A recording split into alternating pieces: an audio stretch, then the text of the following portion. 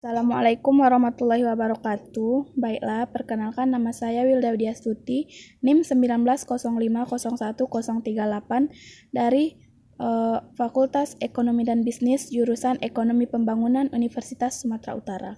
Baiklah, di sini saya akan menjelaskan tentang materi yang berjudul Permintaan Tenaga Kerja dan Penawaran. Yang pertama, permintaan tenaga kerja.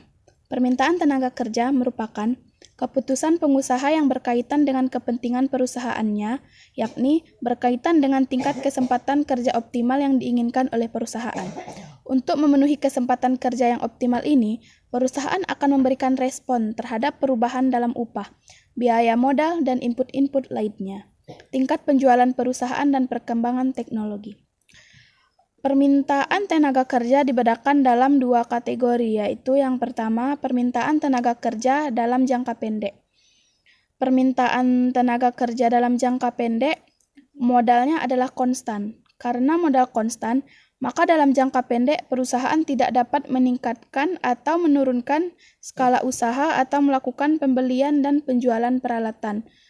Perusahaan hanya dapat meningkatkan produksi yang dihasilkan dengan cara menambah input tenaga kerja dalam bahan baku. Yang kedua yaitu permintaan tenaga kerja dalam jangka panjang. Permintaan tenaga kerja dalam jangka panjang modalnya adalah tidak konstan. Perusahaan dapat melakukan ekspansi atau penurunan skala usaha dan peralatan. Perusahaan dapat melakukan perubahan dalam semua input selain perubahan dari tenaga kerja. Selanjutnya yaitu tentang penawaran tenaga kerja. Penawaran tenaga kerja adalah jumlah tenaga kerja yang disediakan oleh pemilik tenaga kerja, dalam hal ini perusahaan dalam suatu waktu tertentu. Penawaran tenaga kerja dipengaruhi oleh suatu keputusan yang dilakukan seseorang apakah dia mau bekerja atau tidak. Keputusan tersebut tergantung pula pada tingkah laku seseorang untuk menggunakan waktunya. Apakah waktu tersebut digunakan untuk bekerja atau waktu tersebut digunakan hanya untuk melakukan kegiatan lain yang sifatnya santai seperti bersenang-senang, atau merupakan kombinasi dari keduanya.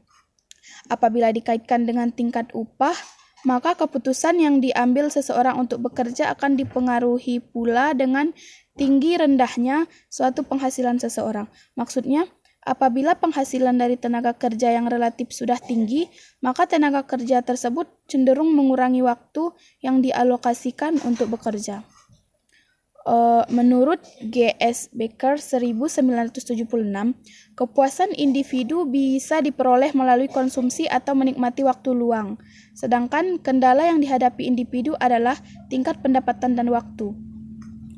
Selanjutnya, menurut paparan para ahli ekonomi, pada dasarnya penawaran tenaga kerja dipengaruhi oleh individu yang ingin mendapatkan kepuasan dengan menambah atau mengurangi jumlah waktu luang. Namun, tiap individu perlu untuk memenuhi kebutuhannya dengan bekerja, akan tetapi bekerja dianggap sebagai sebuah penderitaan, sehingga individu mau bekerja jika mendapatkan kompensasi. Kompensasi tersebut ialah berupa pendapatan, maka untuk mengatasi permasalahan tersebut adalah dengan jumlah jam kerja yang ingin ditawarkan sesuai dengan tingkat upah dan harga yang diinginkan oleh individu.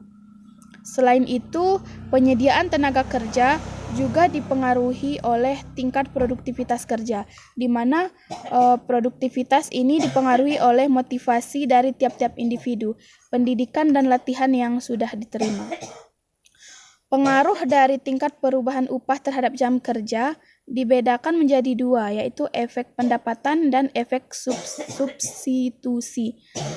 Peningkatan tingkat upah yang menyebabkan peningkatan dalam pendapatan disebut efek pendapatan, dengan anggapan bahwa upah konstan, maka besarnya efek pendapatan ini adalah sebesar perbandingan antara perubahan waktu kerja yang terjadi dengan perubahan pendapatannya. Oke, cukup sekian yang dapat saya sampaikan. Jika ada yang salah, saya mohon maaf.